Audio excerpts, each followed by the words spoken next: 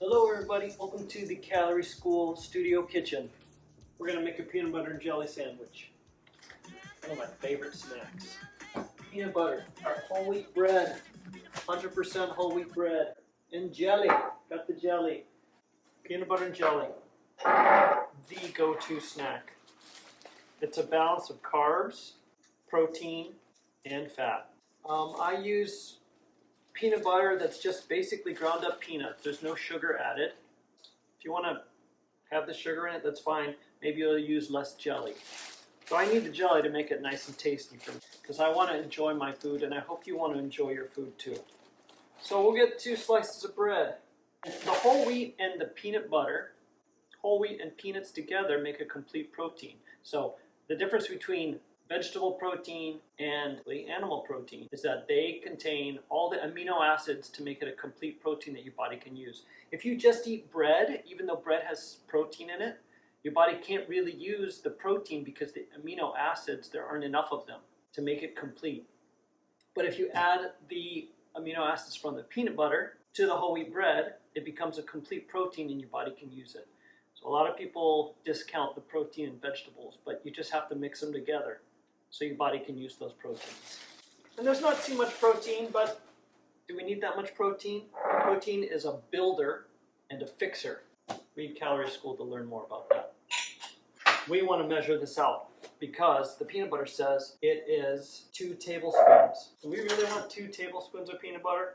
I'm not sure. 1 tablespoon can sometimes be enough. We need a tablespoon, and this peanut butter I have has to be mixed because the oils will separate. If you get the kind with sugar in it, usually they put hydrogenated oil in there, which it helps it be more stable so you don't have to mix it every time. It calls for 2 tablespoons. That's quite a bit of peanut butter. So let's just fill this up. So there's kind of a heaping tablespoon. Let's see how it goes on the bread. So we really need 2.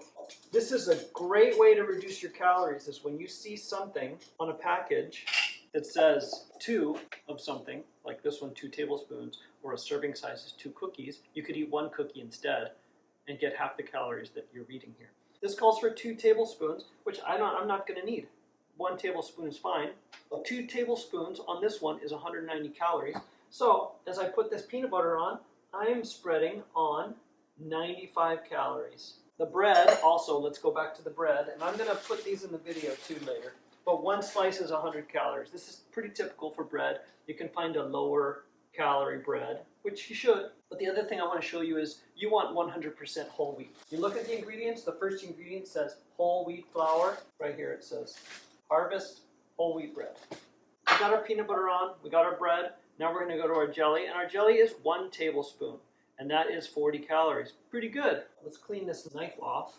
I've got a nice clean piece of bread here. Let's wipe that off. And I probably won't even use a whole tablespoon of jelly either. It's quite a bit. But there's a tablespoon of jelly. Let's put it on. That's probably fine. I like sweets. I like my food to be yummy. Just because you're doing low-calorie eating doesn't mean your food shouldn't taste good. Again, I'd probably put a little bit more jelly in than this, actually. Okay, so what do we have here? We have 100 calories for the bread, another 100 calories for the bread, that's 200, 95 for the peanut butter, and 40 for the jelly. We have a total of 335 calories. 1, 2, 3 for the peanut butter almost, 35 for the jelly, if you add it all together. So the lowest calorie bread for whole wheat I've seen is about 60, maybe 70 calories.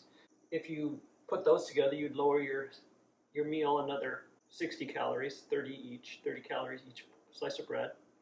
And then if you really wanted to cut your calories down, if it wasn't time for you to have a 340 calorie meal, you can use 1 slice of bread, cut it in half, and you can lower everything down to under 200. But 335 is a pretty good meal. And it's very balanced. Like I said, you've got some protein, carbs, and some fat. Not too much of any of it. This should be a pretty okay meal. This should last you a couple hours, unless you're a big dude. Thanks for joining. Peanut butter and jelly sandwich. One of my favorites.